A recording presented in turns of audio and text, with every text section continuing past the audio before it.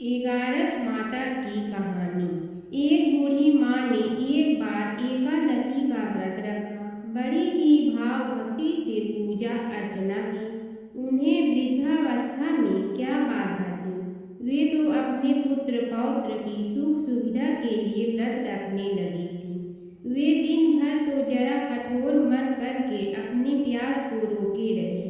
दिन में पूजा पाठ किया, कथा सुनी और पंडित जी को मिट्टी के पात्र में भर कर पानी और ऋतुफल दान में दिए, दोनों भर भर कर वितरण किया। उन्हें गर्मी के कारण बहुत बेचैनी हो रही थी। इस कारण से बड़ी देर तक पानी में पड़ी रही और पानी के कुल्ला करती रही, मुंह धोती रही। तब कहीं थोड़ा बहुत धैर्य बच पाया।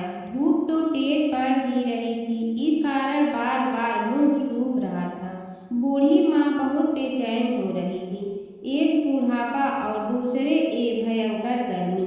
वृद्धावस्था की स्थिति को कुछ दूसरी ही प्रकार की होती है। जैसे तैसे रो धो के दिन कट पाया। अब पहाड़ सी रात सामने थी, उसको काटना बड़ा ही कठिन दिखाई दे रहा था। खटिया पर बड़े शांति नहीं मिल रही थी। वे बार बार करवट बदल रही थी। अनेक बार वे बाहर जाती और भीतर आती। उन्हें घर के अंदर शांति नहीं थी। वे बड़ी बड़ी एकादशी माता का स्मरण करती रही। वे कहती रही कि हे माता जी, आप मेरी लाज रखिए, आप ही मुझे शक्ति दे दीजिएगा, जिससे मैं भली भांति आपका व्रत कर सकूं और ये पहाड़ सी रात शांतिपूर्वक व्यतीत हो सके। प्यास के कारण बूढ़ी माँ की बेचैनी तो बढ़ ही रही थी। उन्होंने धैर्य रखने का बहुत प्रयास किया, किंतु सहनशीलता की सीमा टूट गई और वे घबराकर एकदम चिल्ला पड़ी। बोली कि बचाओ बचाओ। माँ का चिल्लाना सुनकर परिवार भर के नर नारी, बच्चे और पड़ोसी एकत्रित होकर बूढ़ी अम्मा की खटिया के समीप पहुंच गए। सबने पूछा कि अम्मा जी, आपको क्या हो गया है? आप क्यों चिल्ला पड़ी थी? आप इस वृद्धावस्था में एक कठिन व्रत क्यों कर रही हैं? अम्मा जी, शक्ति से ही भक्ति होती है। थोड़ी ही देर में वे फिर से बोली कि अरे, हमारे तो प्राण ही निकलने जा रहे हैं। मेरी छाती पर ठंडे पानी का घड़ा रख दीजिए। नातियों ने दादी की छाती पर ठंडे पानी का पात्र रख दिया। तब कहीं उन्हें थोड़ा बहुत आराम मिला और थोड़ी देर के लिए उन्होंने अपनी आंखें बंद कर ली। एकादशी माता ने सोचा कि ये बूढ़ी अम्मा है तो बहुत कठोर, जरा जाकर उसकी परीक्षा लेना चाहिए।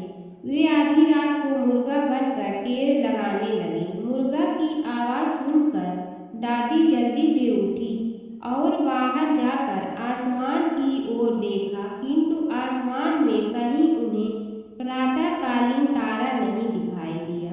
वे सोचने लगी कि ये मुर्गा क्यों और कैसे बोल गया है।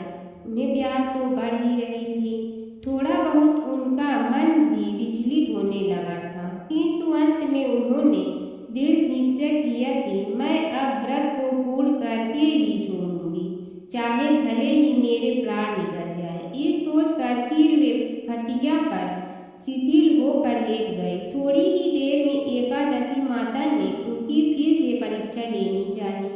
एक छोटी सी बालिका एक गिलास में शरबत लेकर उनके सिरहाने खड़ी हो गई और जोर से बोली कि दादी जी, सवेरा हो गया है, आप हाथ मुंह धोकर शरबत पी लीजिए।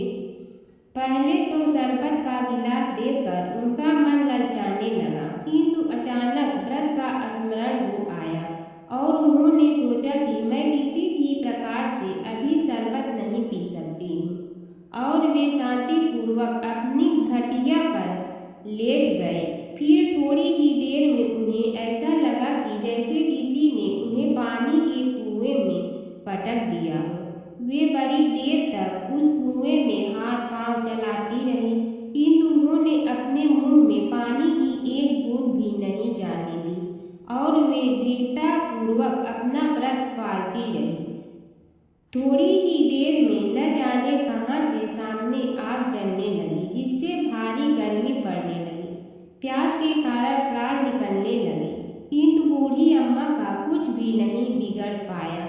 वे जहाँ की तहाँ मुस्कुराती हुई बैठी रही। थोड़ी ही देर में बाहर प्रकाश दिखाई देने लगा। ऐसा लगा कि जैसे सवेरा हो गया हो।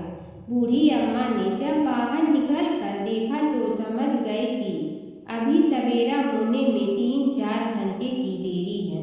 यह जानकर वे शांतिपूर्वक इधर उधर घूमने फिरने लगी। एकादशी माता ये बात अच्छी तरह से समझ गई कि ये बूढ़ी अम्मा किसी भी प्रकार से अपने व्रत से नहीं टल सकती है। वे उनके सत्य व्रत को अच्छी तरह से समझ गए। सवेरा होते ही बूढ़ी माँ ने स्नान किया, भगवान का पूजन पाठ किया, एकादशी माता की कथा सुनी, ब्राह्मणों को दक्षिणा देकर भोजन कराया। तब कहीं उन्होंने जल ग्रहण किया। कन्याओं को भोजन कराने के बाद अम्मा ने भोजन किया।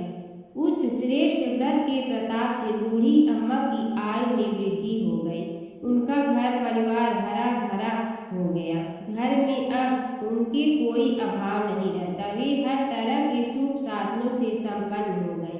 नाती नतिनों से उनका घर भर गया और वे उसी दिन से 12 महीने की एकादशी का व्रत करने लगी। एकादशी माता के व्रत के प्रताप से इस संसार में हर प्रकार के सुख होकर अंत में वैकुंठ धाम को चली गई। ऐसा है तुरंत फल देने वाला एकादशी माता का व्रत। परिवर्तनी एकादशी व्रत कथा। भाद्रपद शुक्ल एकादशी की पौराणिक कथा। युधिष्ठिर कहने लगे कि हे भगवान, भाद्रपद शुक्ल एकादशी का क्या नाम है? इसकी विधि तथा इसका महात्म्य कृपा करके कहिए। तब भगवान श्री कृष्ण कहने लगे कि इस पुण्य, स्वर्ग और मोक्ष को देने वाली तथा सब पापों का नाश करने वाली उत्तम वामन एकादशी का महात्म्य मैं तुमसे कहता हूँ, तुम ध्यान पूर्वक सुनिए। यह पद्या परिवर्तनी एकादशी, जयंती एकादशी भी कहलाती है। इसका यज्ञ करने से वाजपेय यज्ञ का फल मिलता है। पापियों के पाप नाश करने के लिए इससे बढ़कर कोई उपाय नहीं है। जो मनुष्य इस एकादशी के दिन मेरी वामन रूप की पूजा करता है, उससे तीनों लोग पूज्य होते हैं। अतः मोक्ष की इच्छा करने वाले मनुष्य इस व्रत को अवश्य करें। जो कमल नयन भगवान का कमल से पूजन करते हैं, वे अवश्य भगवान के समीप जाते हैं। जिसने भाद्रपद शुक्ल एकादशी को व्रत और पूजन किया, उसने ब्रह्मा विष्णु सहित तीनों लोकों का पूजन किया। अतः हरिवासन अर्थात एकादशी का व्रत अवश्य करना चाहिए। इस दिन भगवान करवट लेते हैं, इसलिए इसको परिवर्तनी एकादशी भी कहते हैं। भगवान के वचन सुनकर युधिष्ठिर बोले कि भगवान, मुझे अति संदेह हो रहा है कि आप किस प्रकार सोते और करवट लेते हैं तथा किस तरह राजा बलि को बाधा और वामन रूप रखकर क्या क्या लीलाएं की। चतुर्मास के व्रत की क्या विधि है तथा आपके शयन करने पर मनुष्य का क्या कर्तव्य है, सो आप मुझसे विस्तार से बताइए। श्री कृष्ण कहने लगे कि हे राजन, अब आप सब पापों को नष्ट करने वाली कथा का श्रवण करें। त्रेता युग में बलि नामक एक दैत्य था। वह मेरा परम भक्त था। विविध प्रकार के वेद सूक्तों से मेरा पूजन किया करता था और नित्य ही ब्राह्मणों का भोजन तथा यज्ञ के आयोजन करता था। लेकिन इंद्र से द्वेष के कारण उसने इंद्रलोक तथा सभी देवताओं को जीत लिया। इस कारण सभी देवता एकत्र होकर सोच विचार कर भगवान के पास गए। बृहस्पति सहित इंद्रादिक देवता प्रभु के निकट जाकर और नतमस्तक होकर वेद मंत्रों द्वारा भगवान का पूजन और स्तुति करने लगे। अतः मैंने वामन रूप धारण करके 5वां अवतार लिया और फिर अत्यंत तेजस्वी रूप से राजा बलि को जीत लिया। इतना वार्ता सुनकर राजा युधिष्ठिर बोले कि हे जनार्दन, आपने वामन रूप धारण करके उस महाबली दैत्य को किस प्रकार जीता? श्री कृष्ण कहने लगे, मैंने वामन रूपधारी ब्रह्मचारी बलि से 3 पग भूमि की याचना करते हुए कहा, ये मुझको 3 लोक के समान है और हे राजन, यह तुमको अवश्य ही देनी होगी।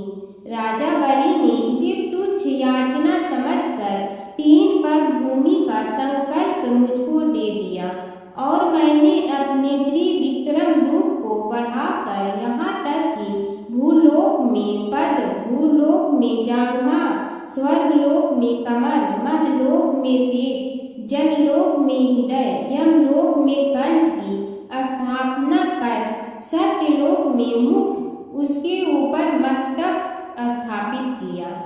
सूर्य, चंद्रमा आदि सब ग्रहगण, योग नक्षत्र, इंद्रादिक देवता और शेष आदि सब नागगणों ने विविध प्रकार से वेद सूक्तों से प्रार्थना की।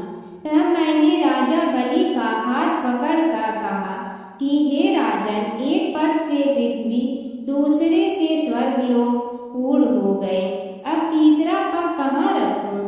तब बलि ने अपना सिर झुका लिया और मैंने अपना पैर उसके मस्तक पर रख दिया, जिससे मेरा वह भक्त पाताल को चला गया। फिर उसकी विनती और नम्रता को देखकर मैंने कहा कि हे बलि, मैं सदैव तुम्हारे निकट ही रहूंगा। ब्रीलोचन पुत्र बलि से कहने पर भाद्रपद शुक्ल एकादशी के दिन बलि के आश्रम पर मेरी मूर्ति स्थापित हुई। इसी प्रकार दूसरे क्षीर सागर में शेषनाग के सपष्ट पर हुई। हे राजन, इस एकादशी को भगवान शयन करते हुए करवट लेते हैं, इसलिए तीनों लोकों के स्वामी भगवान विष्णु का उस दिन पूजन करना चाहिए। इस दिन तांबा, चांदी, चावल और दही का दान करना उचित है।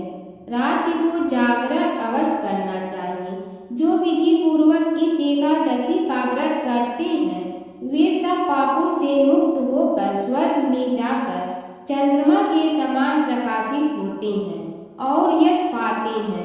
जो पाप नाशक इस कथा को पढ़ते या सुनते हैं उनको 1000 अश्वमेध यज्ञ का फल प्राप्त होता है। श्री कृष्ण और एक लड़की की कहानी।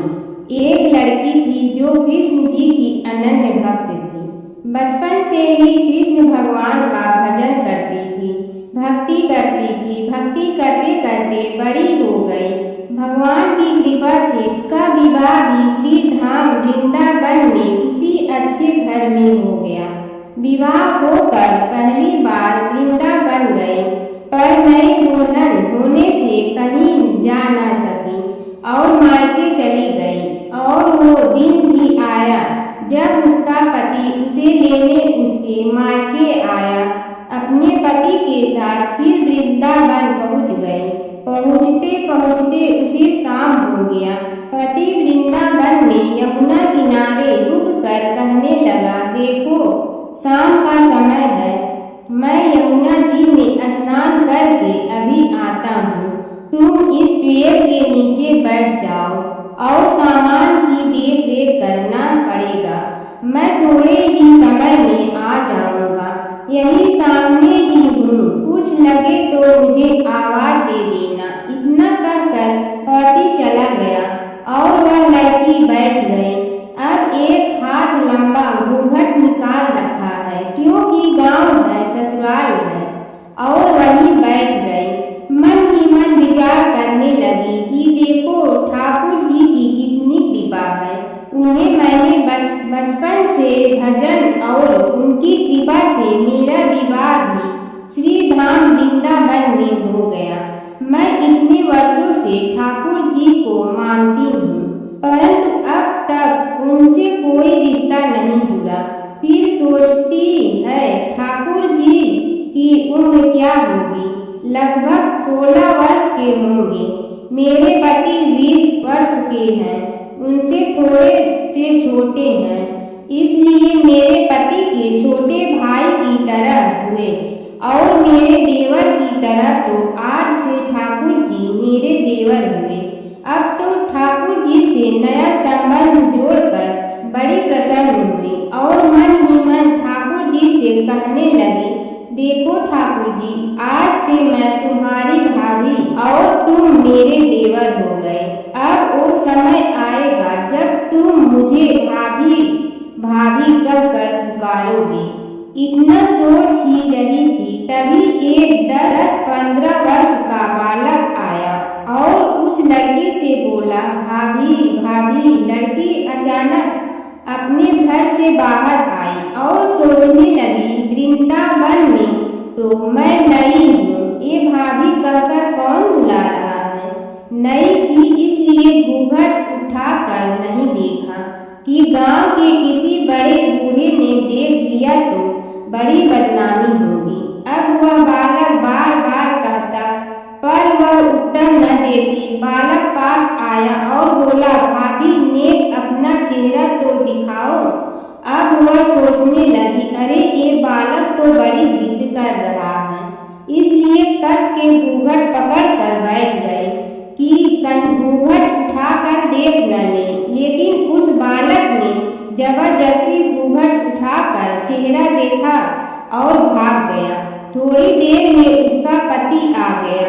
उनसे सारी बात अपने पति से कही। पति ने कहा, तुमने मुझे आवाज क्यों नहीं दी।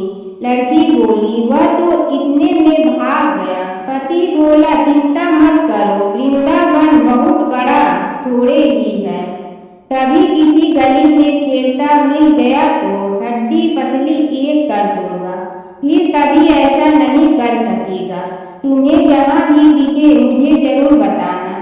फिर दोनों घर गए। कुछ दिन बाद उसकी सास ने अपने बेटे से कहा, बेटा देख, तेरा विवाह हो गया है, बहू मायके से भी आ गई, पर तुम दोनों अभी तक बाके बिहारी जी के दर्शन के लिए नहीं गए। कल जाकर बहू को दर्शन करा कर लाना। अब अगले दिन दोनों पति पत्नी ठाकुर जी के दर्शन के लिए मंदिर जाते हैं।